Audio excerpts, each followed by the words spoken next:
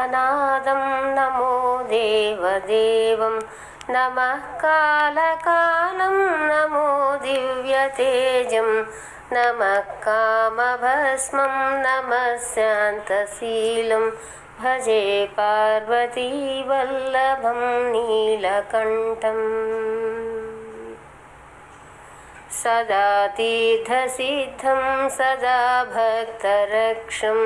सदा शैवपूज्यं सदा शुभ्रभस्मं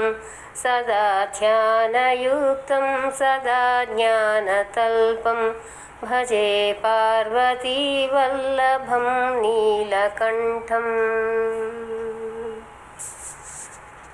श्मशाने शयानां महास्थानवासं शरीरं जगानां सदा चर्मवेष्टं पिशाचादिनाथं पशूनां प्रतिष्ठं भजे पार्वतीवल्लभं नीलकण्ठम् फणिनागकण्ठे भुजङ्गाद्यनेकं गळे रुण्डमालं महावीरशूरं कटिव्याघ्रचर्मं चिताभस्मलेपं भजे पार्वतीवल्लभं नीलकण्ठम् शिरःशुद्धगङ्गा शिवा वामभागं वियद्दीर्घकेशं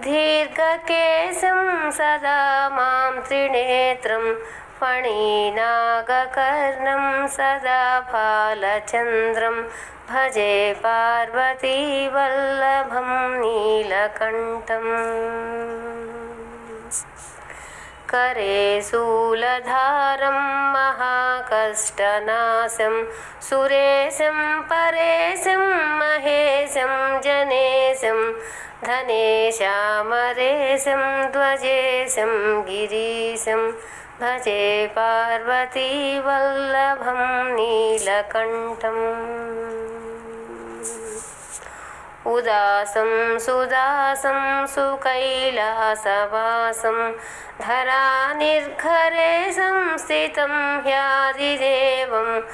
अजं हेमकल्पद्रुमं कल्पसेव्यं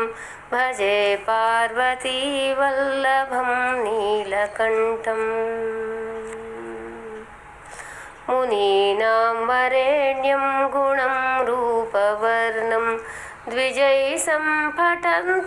शिवं वेदशास्त्रम् अहो दीनवत्सं कृपालुं शिवं तं भजे पार्वतीवल्लभं नीलकण्ठम् सदा भावनाथं सदा सेव्यमानं सदा भक्तिदेवं सदा पूज्यमानं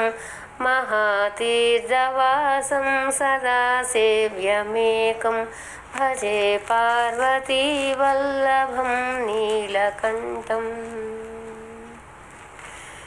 इति श्रीमच्छङ्करयोगीन्द्रविरचितं पार्वतीवल्लभाष्टकं